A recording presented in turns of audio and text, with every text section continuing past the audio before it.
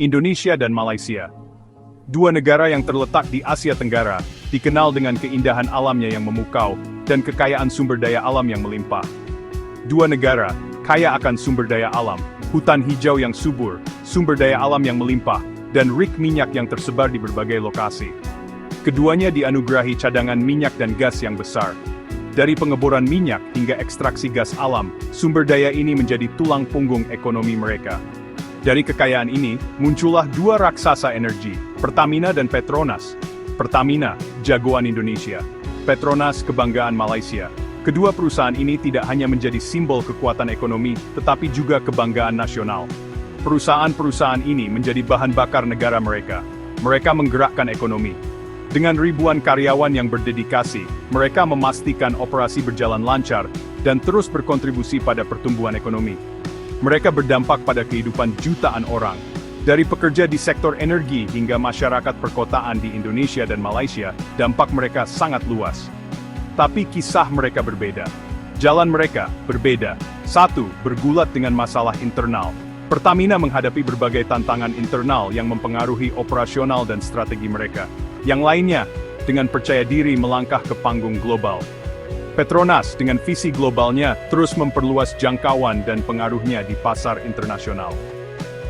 Inilah kisah perjalanan mereka, melihat keberhasilan dan cobaan mereka. Dari pencapaian korporat hingga mengatasi rintangan bisnis, perjalanan mereka penuh dengan pelajaran berharga, perbandingan kekuatan dan kelemahan mereka. Analisis performa korporat menunjukkan bagaimana kedua perusahaan ini terus beradaptasi dan berkembang di tengah tantangan global.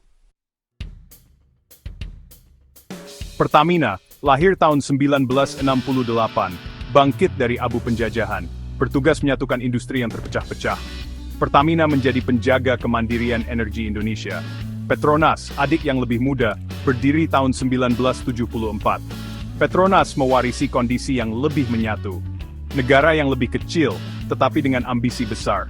Pertamina, luas dan besar, operasinya menyentuh setiap sudut Nusantara, dari hulu hingga hilir.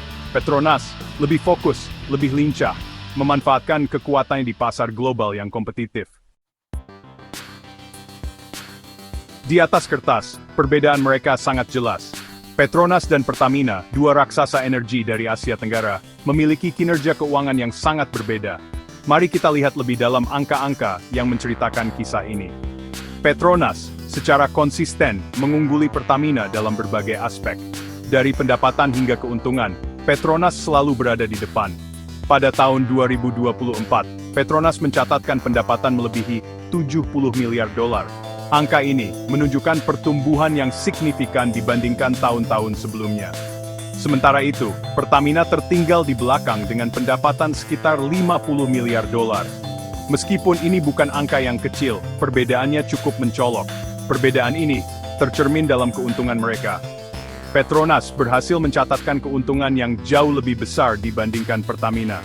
Petronas, dengan keuntungan 20 miliar dolar, menunjukkan efisiensi operasional yang luar biasa. Di sisi lain, Pertamina hanya mencatatkan keuntungan 5 miliar dolar, yang menunjukkan adanya ruang untuk perbaikan.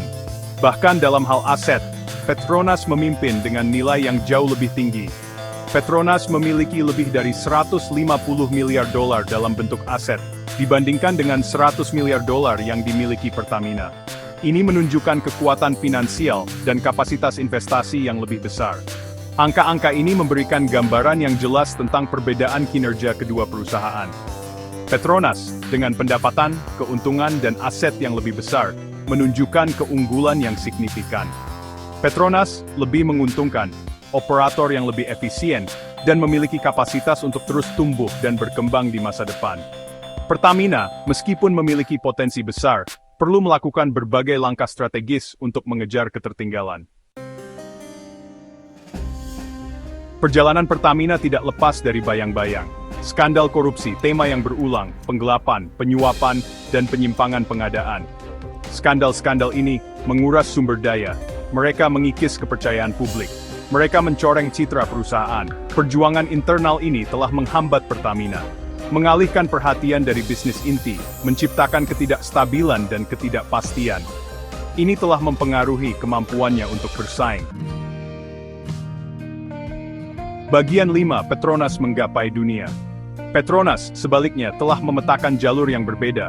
Sebuah strategi ekspansi global, berani melampaui batas negaranya, berinvestasi dalam eksplorasi dan produksi di seluruh dunia. Dari Kanada hingga Argentina, dari Sudan hingga Turkmenistan, jangkauan global ini telah membawa hasil. Diversifikasi portofolionya, mengurangi ketergantungan pada satu pasar.